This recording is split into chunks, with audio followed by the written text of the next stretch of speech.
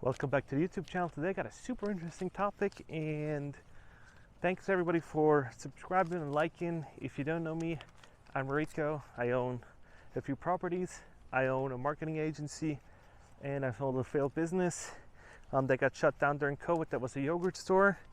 And on this channel, we're talking all about money, finances, and how you can better your life financially. So I read an article the other day that said 25% of millennials have parents pick up the tab in some way or another. The majority is on housing. And I know for millennials, it's really tough. They're struggling with inflation. They're struggling with all these crazy price increases. Parents of millennials are actually helping their children out with paying for the rent, or paying at least partly for the rent. And this article also went over that millennial parents were way more giving when it comes to the financial department when people or their kids are buying houses. So they were really happy to spend money on their kids' houses. So this leads me to a huge problem. So when your parents gave you money for your first down payment or something else, and you didn't have to work too long, you made decisions based off of remote work maybe.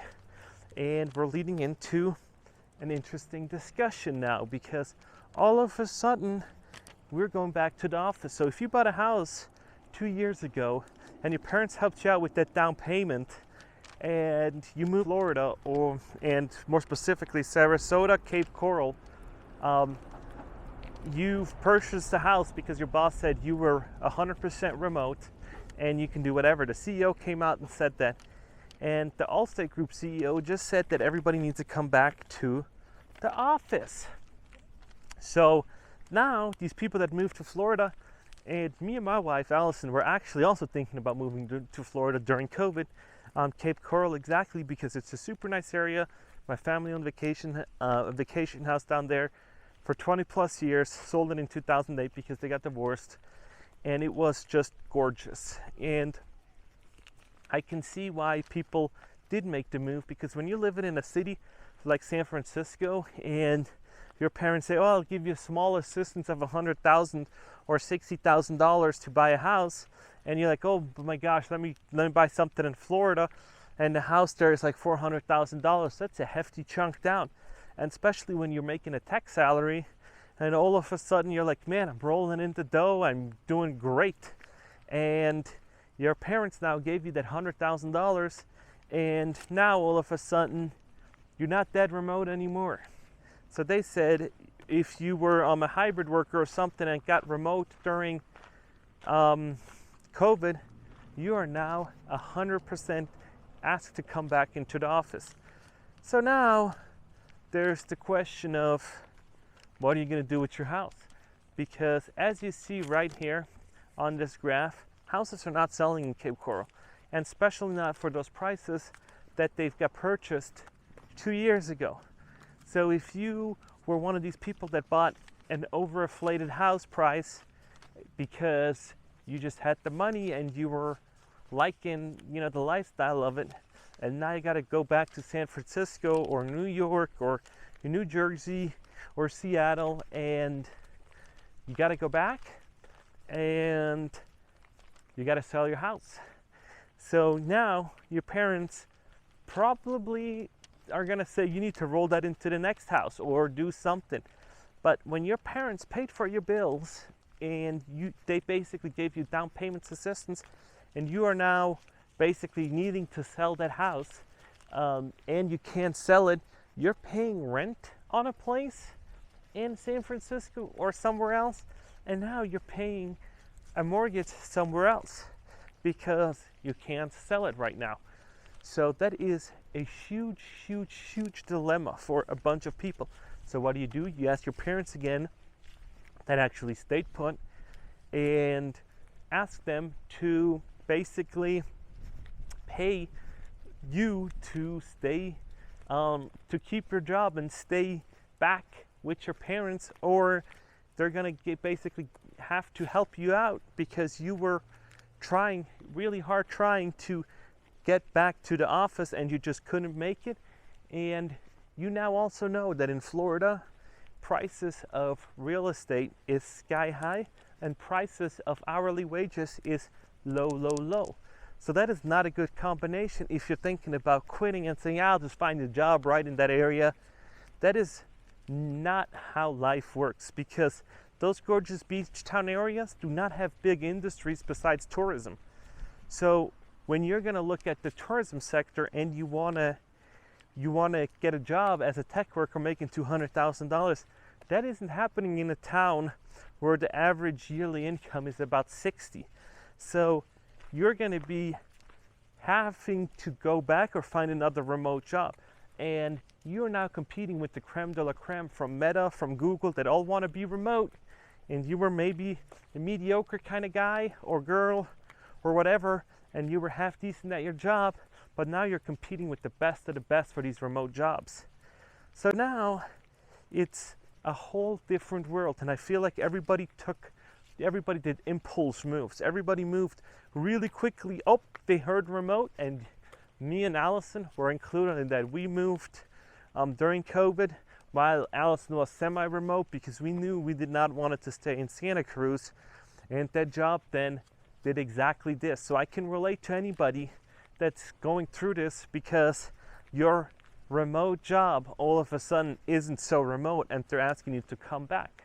So now you got to sell, because we had to sell. We did not have the money to just buy our Las Vegas house and basically just buy another one. That's just not how most people can do it. They need to sell their house and then they can buy another one if you want to upgrade in house. And most people upgrade till about 60 and then they downsize. But hardly do millennials buy a really, really nice house and then from that they downsize. So what does that mean for you? Well, when your parents pitch you, give you down payment assistance, all they're basically doing is giving you an advance on your inheritance.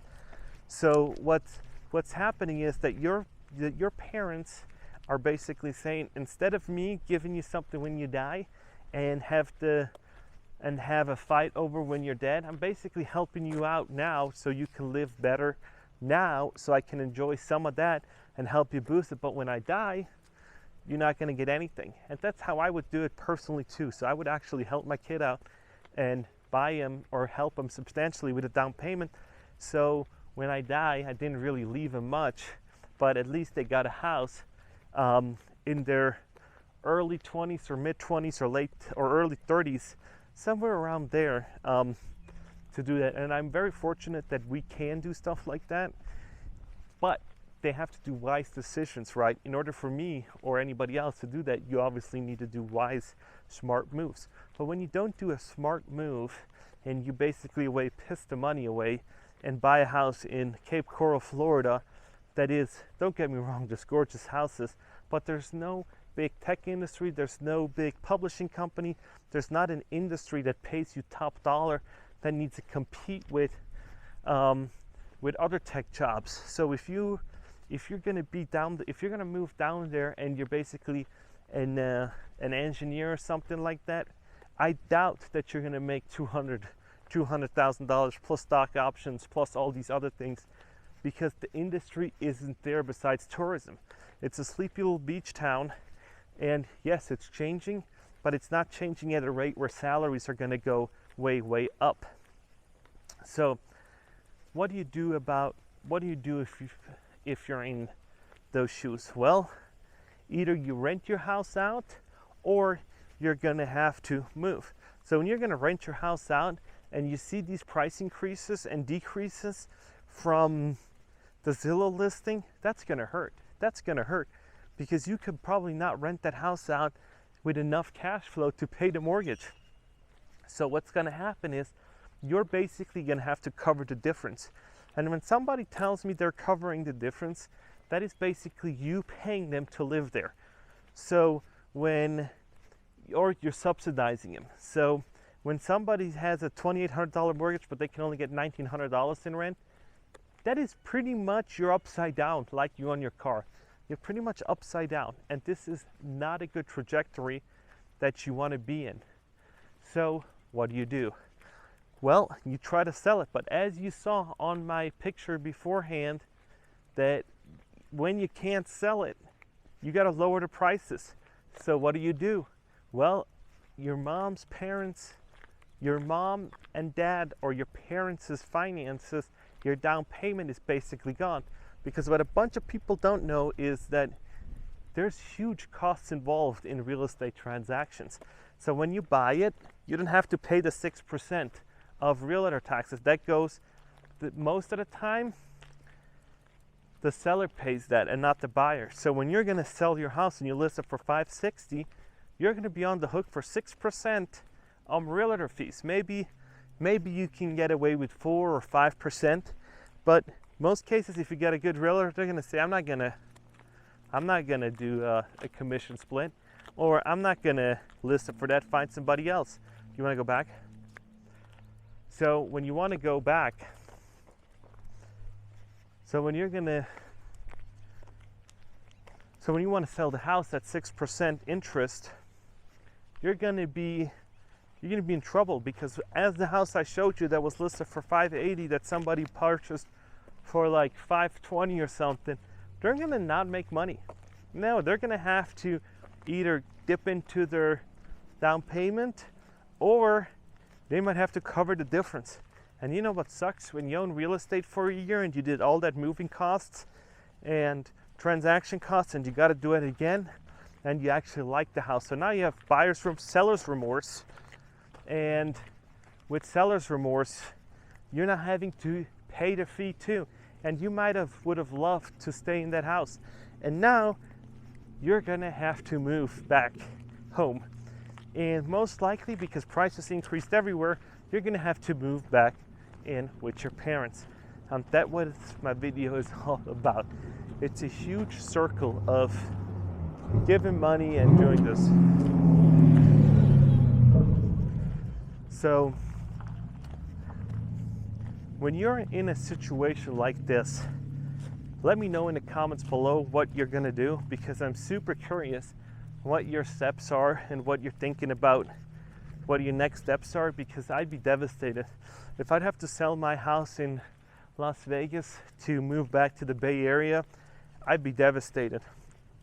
The only good thing is that I know I have positive equity, and the area I moved into Las Vegas is very desirable, and prices actually went up and are still up. So I could actually sell it for more than I've purchased it for. Not by a whole lot, because I still have the 6% transaction costs. But I could technically sell it, make some money, and buy something else in California. But the problem, the big problem now is, and everybody else that's in the same shoes as me, or as anybody else that thought had a remote job and needs to buy something, is going to be high interest rate. So if you bought a house 2 years ago, you were only having to basically deal with the overbidding of people, and you were like, oh my gosh, I just need to overbid, and then I get it, and you got a super low interest rate. Like our interest rate right now in our house is in the high 2s, low 3s. So I think it's 2.9 something or 3. And when you're gonna have to buy now, I just checked Zillow before this walk, and it's about 6.7% interest rate. So my interest rate would more than double actually, and that is crazy. So my house size would actually go into half. So my $1 million house that I can afford now would actually be way less, because the payment would be so high. So if I have $500,000 in equity in it, in the Bay Area, I cannot pay a $500,000 mortgage at 6%. So I would have to buy a house for $750,000 or something like that, and that just wouldn't do it to me. I couldn't do it. I just don't have it in me to pay $7,000 a month in fees just to live in the same house as I am now for $2,500. So what do? Well, it's pretty simple. I would actually rent out my house and basically get an apartment and actually pocket the difference and invest it. And hopefully I make some good investment moves so I can buy one down the road. Not in any time soon, but slowly with compound interest, maybe in 7 years, get something. But the difference is key. So if my dream was owning and everybody's like, oh, you gotta be an owner. No, because I would actually rent a 1-bedroom apartment and basically just live there with my wife and with my little doggy and just have a 1-bedroom. And I know I'd pay, but I'm hoping that with the mortgage payment on the other place and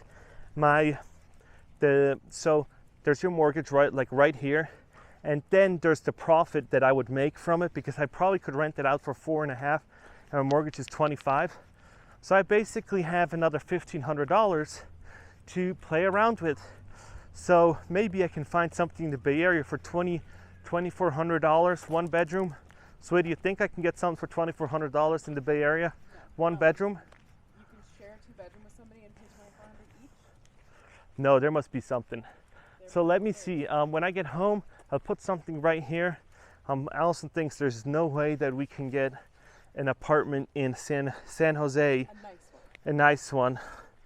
Well, let's check right now. San Jose apartments for rent. So we'll see what they go for. So they go for, okay, here we go. So there's actually a bunch of them.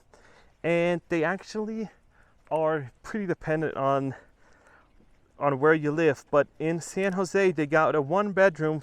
They're starting at around $2,300, and that's a 1-bedroom.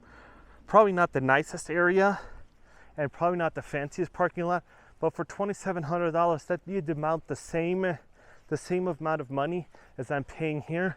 That'd be perfectly fine with me, because the rest I would invest. The $1,500 I would actually invest and see what in the stock market, mutual funds, whatever, and maybe some individual stocks, maybe play a little gambling on crypto or something else and see where this leads me, right?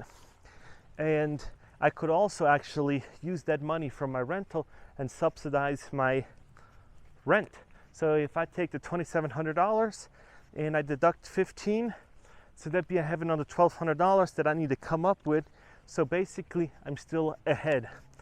But not everybody can do that, because not everybody brought a huge down payment up, and not everybody's house is worth the same, and not everywhere can you get top dollars for rent for it. So let me know what you would do in your case scenario. I'm super interested. Thanks for all the comments. Thanks for watching this video, and I'll see you in the next one.